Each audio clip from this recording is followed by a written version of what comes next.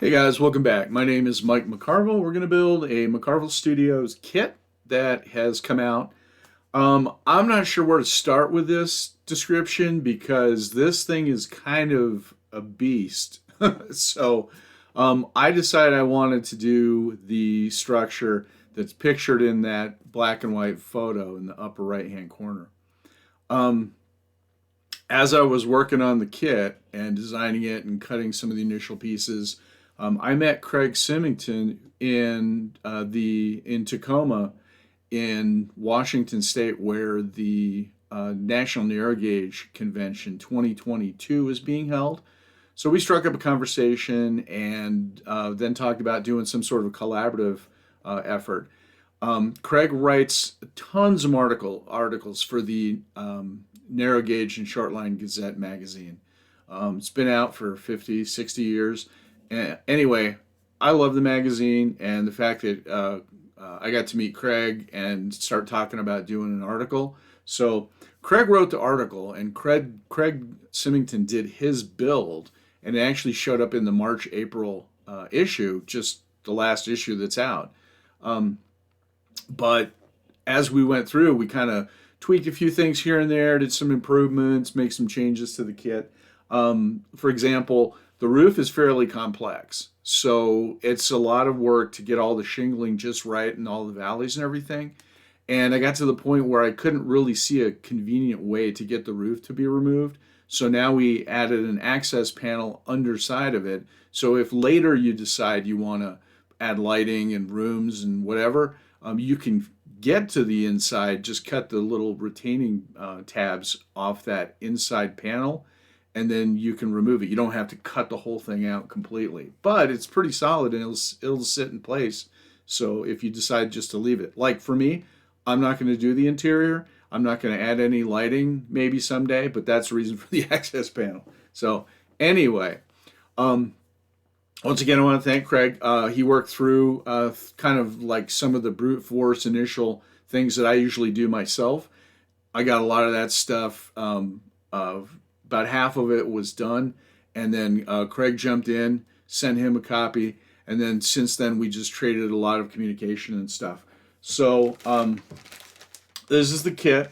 It's a HO scale kit. It's only an HO scale at this point, and we're talking about possibly doing it in S scale. Depends on if we can generate enough interest in it.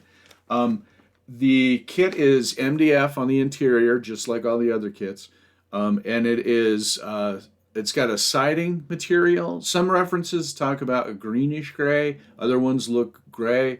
A color photo I have looks gray to me, so that's what I went with. Obviously, you're welcome to paint it hot pink or purple if you want to. It does not matter. I would be curious to see it though.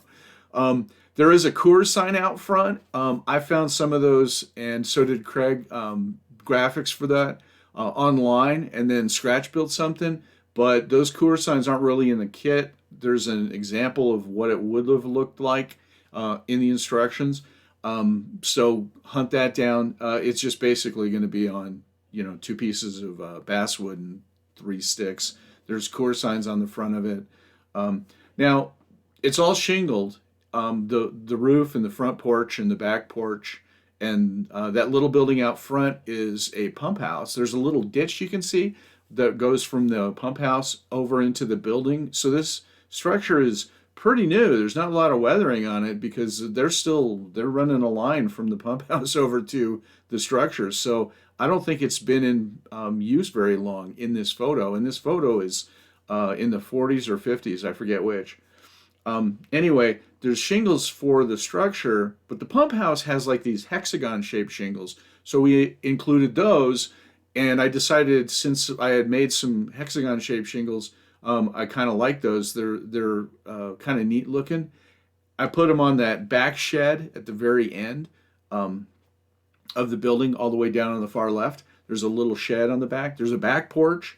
Now the only photos of this thing are what you see there. There's like, I've seen two different photos of this and then really distant one of the front, but there are no photos of the back and the other side, the opposite, the east side. So I kind of use the standard assignments of some of the windows that match the front and match this side. So you can kind of get a feel for what it would look like. And then I made some just judgment calls on them too. This structure sits on the Rio Grande Southern right-of-way, which is where that train is, and then it's crossing, the engine is actually crossing Leopard Creek, and then Leopard Creek goes off to the right. There's phone poles in the back. The phone poles is where the San Miguel River runs. So this is basically where the San Miguel and Leopard Creek meet. Now, further up the track, behind the engine, is Placerville. This is actually called Old Placerville. It's where there was stock pens, Texaco, Conoco Place. The gas station is right across, just to the right, just off frame. That actually is another kit that just got released. And then if you let the engine continue on his way and head uphill, he'll go over Dallas Divide and then end up in Ridgeway. So geographically, that's where this sits. So anyway, there's kind of a lot to this because there was a lot of research, there was a lot of planning, there was a lot of considerations on what to do with different walls and stuff. So anyway, after getting through all that and having and Craig finishing his version, me finishing my version, getting it published in the Narrow Gauge and Shortline Gazette in the March April issue.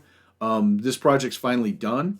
And I just want to once again thank Craig for his efforts in this because he contributed. He wrote the whole article. We talked, but it was his article and it was all his work that he shows. So once again, thanks to Craig. Called him a guinea pig because he kind of had to suffer through a couple of little changes and stuff that we decided to make. So he did a great job. I love what he did, and I like his scene because this is actually in the magazine. Actually shows it in a scene.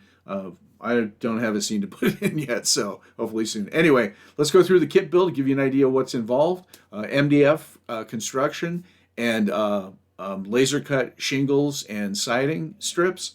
And then it's got decking and stuff. And then it's got some front porch. One other thing is the sign that sits on the front, it says Cafe Bar on it. It's actually sandwiched of 3 different pieces.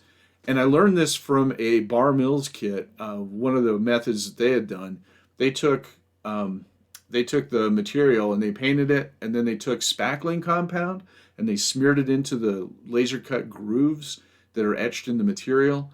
I had a problem getting the spackling compound to stay in those grooves. It was starting to pull out and stuff on some Bar Mill wagons that I did. So I actually used some craft paint, some white craft paint instead.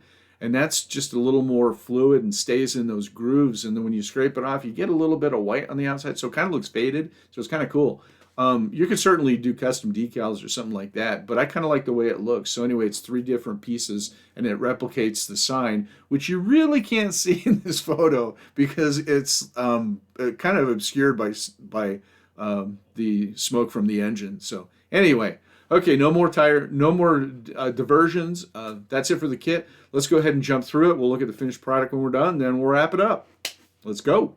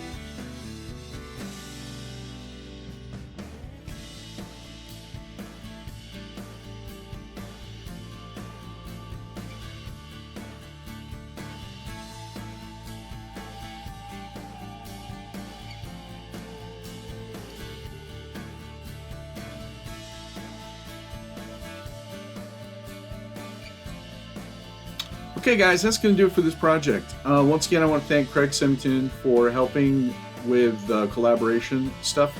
And he actually, apologies to him, because he was actually the guinea pig. He went through and kind of did it first. And I was kind of about halfway. And then he passed me completely on the build. So anyway, thanks again, Craig. And I will see you guys in the next video. Check out the links down below. Subscribe. Check out the web store. All that information is down below. Until next time, I will see you guys in the next video. Take care and happy modeling.